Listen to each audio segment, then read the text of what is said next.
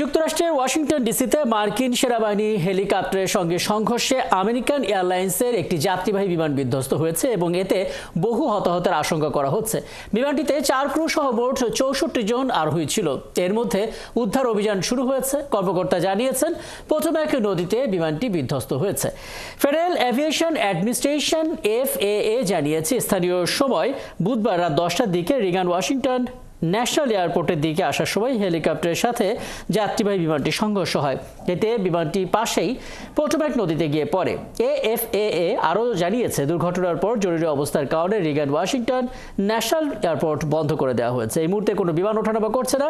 রিগান বিমানবন্দর এলাকার প্রায় প্রতিটি আইন প্রয়োগকারী সংস্থা অনুসন্ধান আর উদ্ধার অভিযানে অংশ নিয়েছে।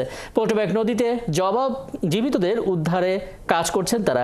এদিকে মার্কিন প্রতিরক্ষা কর্মকর্তা জানিয়েছেন যাত্রীবাহী বিমানের সাথে সংঘর্ষ হেলিকপ্টারটি মার্কিন সেনাবাহিনীর একটি ব্ল্যাক হক হেলিকপ্টার। হেলিকপ্টারটি সিকোরস্কি H-60 মডেলের।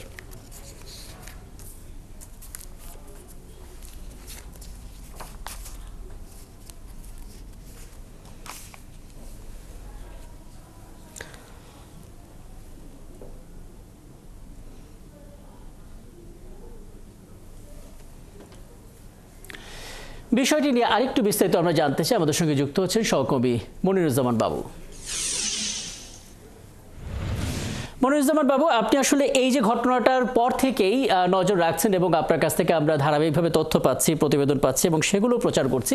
এখন পর্যন্ত যে সমস্ত তথ্যগুলো আপনি পেয়েছেন সবগুলো একসাথে যুক্ত করে দুটো বিষয় একটু স্পষ্ট করবেন। প্রথমত, আপনার বিশ্লেষণ আসলে কি বলছে, কেন এই বিমানটি বিধ্বস্ত হলো?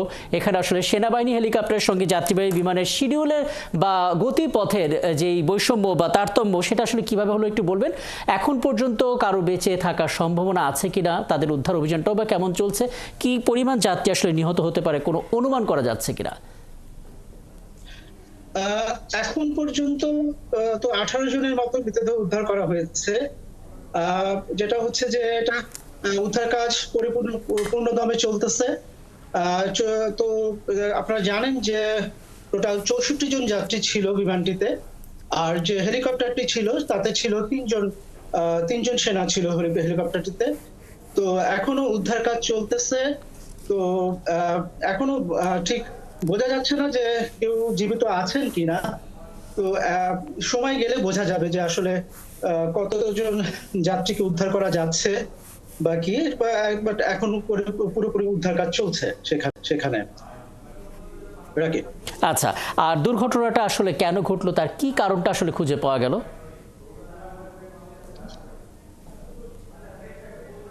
হ্যালো,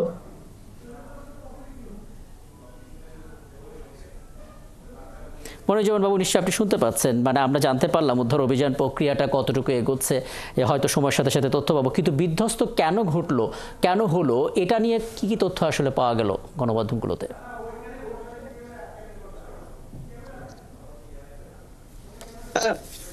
যেটা হচ্ছে যে এখনো এটা পুরো তদন্ত করা হচ্ছে যে আসলে এটার এই মানে এই নিয়ে পুরো একটা তদন্ত চলছে। তদন্ত পরে বোঝা যাবে যে এটা আসলে এটার ভিতর কোনো ধরনের কোনো ষড়যন্ত্র আছে নাকি না, এটা নিছকই একটা দুর্ঘটনা। এটা আসলে তদন্তের পরেই বোঝা যাবে। যুক্তরাষ্ট্রের মতো জায়গায় যেখানে এটা তদন্ত করার পরই এটা পুরোপুরি বোঝা যাবে যে এটা আসলে কোনো রকম কোনো এটার ভিতরে বুঝতে পারছি, কিন্তু আন্তর্জাতিক গণমাধ্যমগুলো আসলে কি শিরোনামগুলো করেছে, যদি কয়েকটি গণমাধ্যমের শিরোনাম আমাদেরকে শোনাতেন তাহলে তো দর্শকদের কাছে স্পষ্ট হতে পারতো আসলে।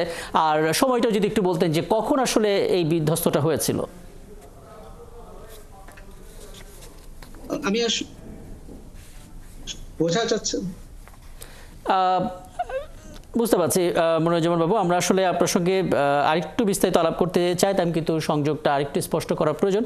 আপনি যে তথ্যগুলো জানাচ্ছিলেন সেগুলো দর্শকদেরকে আরও একবার জানিয়ে দিতে চাই যে ওয়াশিংটন ডিসিতে মার্কিন সেনাবাহিনী হেলিকপ্টারের সঙ্গে মূলত আমেরিকান এয়ারলাইন্সের যাত্রীবাহী বিমানটি সংঘর্ষ ঘটেছে, বিধ্বস্ত হয়েছে, বহু হতাহতের শঙ্কা করা হচ্ছে এবং 4 ক্রু সহ এই বিমানটিতে 64 জন আরোহী ছিলেন এবং সেই আরোহীদের সবাই হয়তো নিহত হয়েছেন ধারণা করা হচ্ছে। তারপর উদ্ধার অভিযান চলছে। নিশ্চয়ই পরবর্তীতে আরও আপডেট আমরা জানাতে পারবো আমাদের সহকর্মীদের মাধ্যমে।